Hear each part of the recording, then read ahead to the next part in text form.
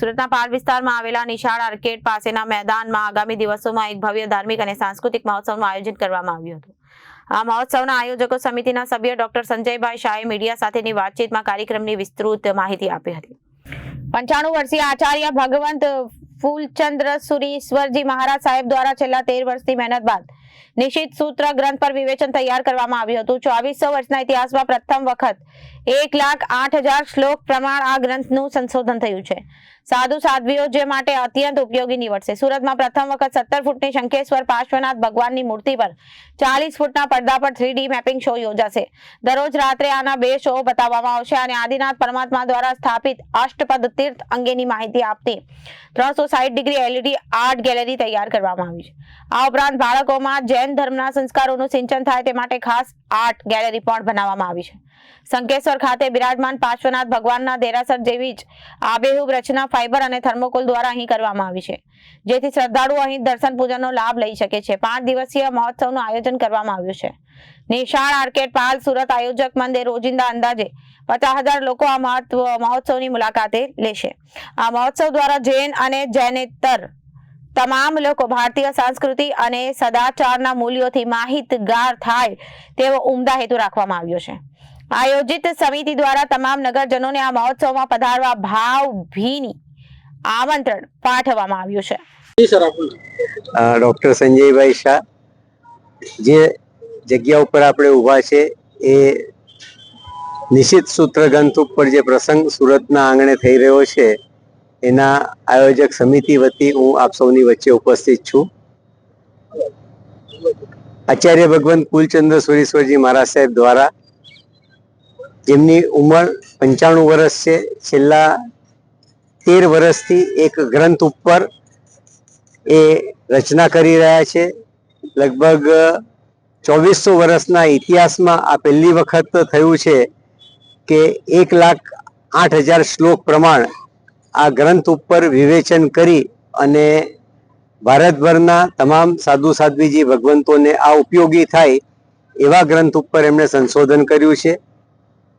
આ પ્રસંગે 5 દિવસનું એક ભવ્ય આયોજન સુરત શ્રી સંઘના આંગણે પાલ ખાતે નિશાળ આર્કેડ 4 રસ્તા ઉપર આ ભૂમિ ઉપર થવા જઈ રહ્યું છે।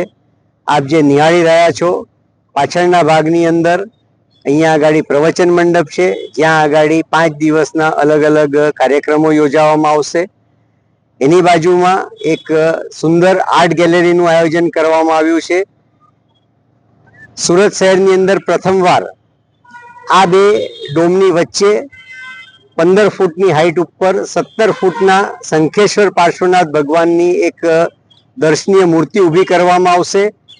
એની બંને સાઈડ ઉપર 40 ફૂટનો એક પડદો હશે, જેના ઉપર શંખેશ્વર પરમાત્મા માટેનું એક 3D મેપિંગનો શો અહીંયા આગળ રોજ રાત્રે 2 શો એના આયોજિત કરવામાં આવશે। સુરત શહેરમાં પહેલી વખત આ 3D મેપિંગનું આયોજન થઈ રહ્યું છે। જે બાજુમાં આર્ટ ગેલેરી જોઈ રહ્યા છો એ આર્ટ ગેલેરીની અંદર આદિનાથ પરમાત્મા દ્વારા જે અષ્ટાપદ તીર્થની સ્થાપના થઈ હતી એ અષ્ટાપદ તીર્થ અંગેનું એક 360 ડિગ્રી LED સ્ક્રીન ઉપર એક સુંદર આયોજન છે, જે પણ સૌપ્રથમ સુરત શહેરની અંદર થઈ રહ્યું છે। સાથે એ ઝોનની અંદર નાના નાના બાળકો સંસ્કૃતિ અને જૈન ધર્મના સંસ્કાર લઈ જઈ શકે। સુરતની નગરી ધર્મનગરી છે। સુરત એક રેકોર્ડની નગરી છે।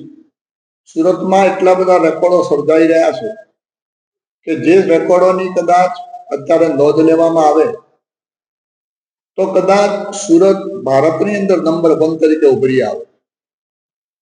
સુરત માત્ર સુરતીઓનું નથી, સુરતમાંથી જેટલા આવતા બહારથી આવતા લોકો છે એ પણ સુરતનું નામ રોશન કરતા હોય છે।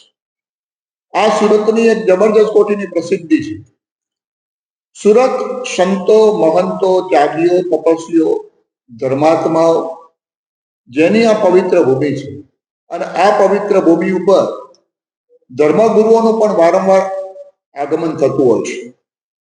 દરેક ચાતુર્માસની અંદર સંતો પોતાની સત્સંગ સરિતા દ્વારા સમગ્ર પ્રજાને સંસ્કૃતિને અને ધર્મને ઉજાગર કરવા માટે કાંઈ ને કાંઈ વિવિધ પ્રકારના આયોજનો કરતા હોય છે. 2400 વર્ષ પહેલા બનેલી એક ઘટના, જે ઘટનાના સાક્ષી આ વર્ષે સુરતની ધર્મમય પ્રજા બની રહી છે. ભગવાન મહાવીર થયા એના પછી 150 વર્ષ પછી ભદ્રબાહુ સ્વામીજી એક મહારાજા થયા, જેમણે એક નિશ્ચિત ગ્રંથ ઉપર સુંદર સર્જન કર્યું હતું. પણ 2400 વર્ષ પછી એવી એક ઐતિહાસિક ઘટના બની રહી છે કે જે ઘટનાના સાક્ષી તરીકે સમગ્ર સુરતની પ્રજા માત્ર નહીં, સમગ્ર ગુજરાતની પ્રજાની, સમગ્ર ભારતની પ્રજાની, પણ સમગ્ર દેશ અને વિદેશની પ્રજા પણ આ ઐતિહાસિક ઘટનાની સાક્ષી બનશે.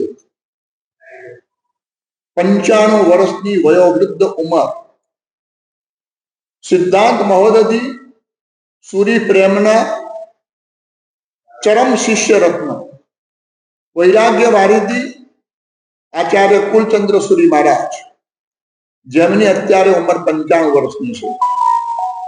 94 વર્ષની ઉંમર જ્યારે હતી ત્યારે નિશ્ચિત ગ્રંથ ઉપર એક સુંદર મજાનું સર્જન કરવાનું એમને એક મન થયું. જયઘોષ સુરીશ્વરજી મહારાજ એટલે સિદ્ધાંત દિવાકર, એમણે આ સૂચન કરેલું કે આ કામ તમે કરી શકો તેમ છો.